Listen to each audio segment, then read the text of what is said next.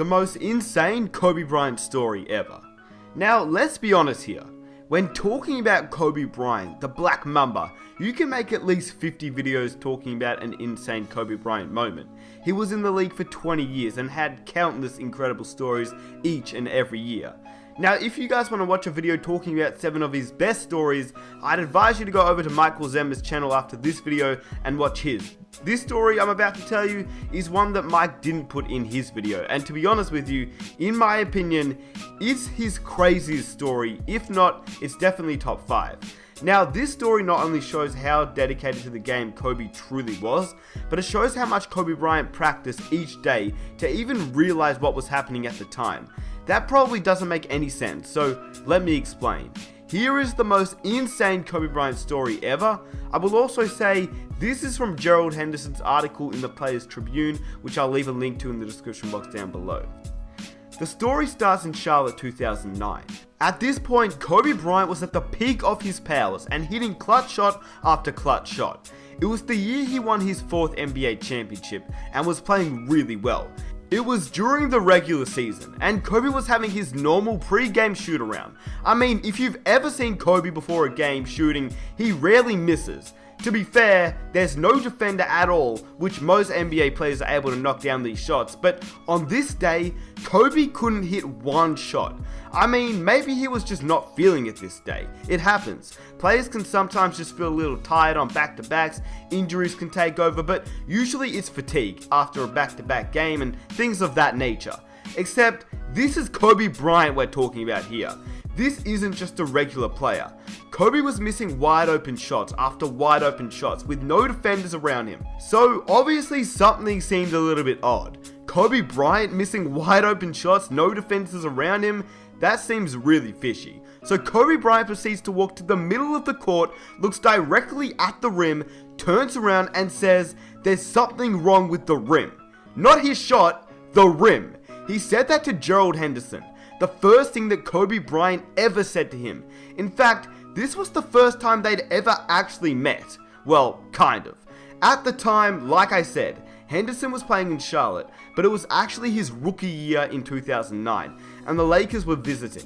Now, Henderson had looked up to Kobe his entire childhood, just as Kobe Bryant had looked up to Jordan, and how most players entering the NBA look up to LeBron James nowadays.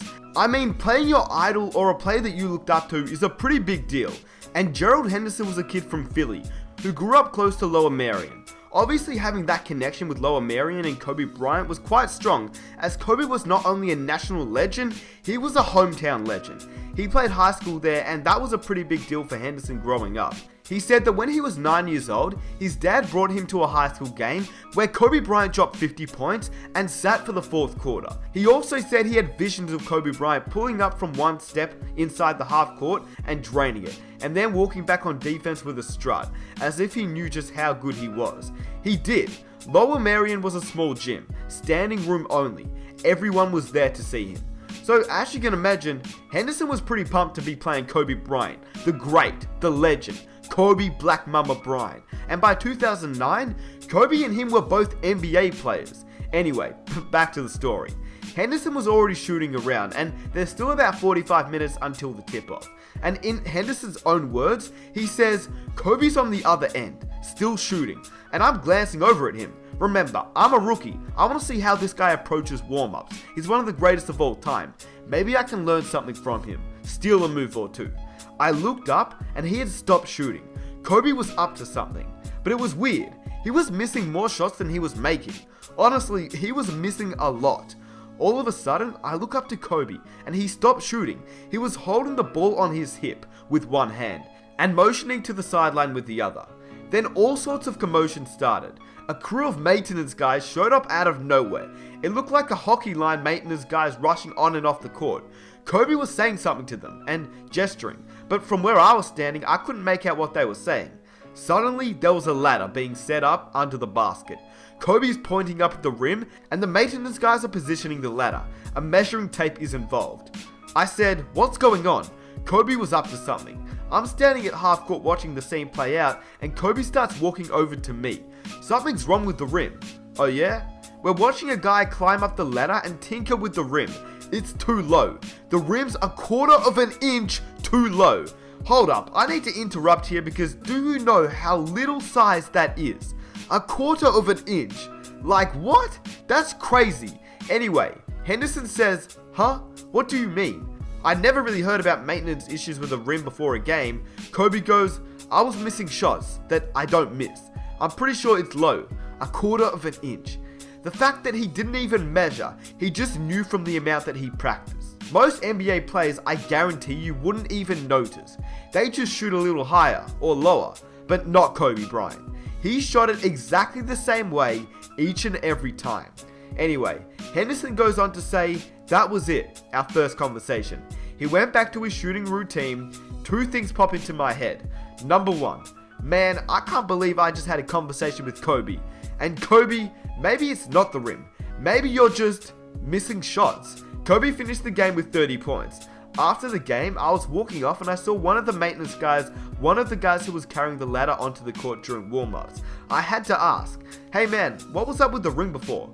Oh, someone notified that it was a little lower than regulation, he added. Don't worry, we adjusted it to 10 feet. Then he told me how much it was off by. I could tell you his answer, but I think you already know what he said. Now, I don't know about you, but that story has got to be one of the most insane stories I've ever heard. Obviously, it's Kobe Bryant, and there are so many to choose from, but this one is definitely my favorite.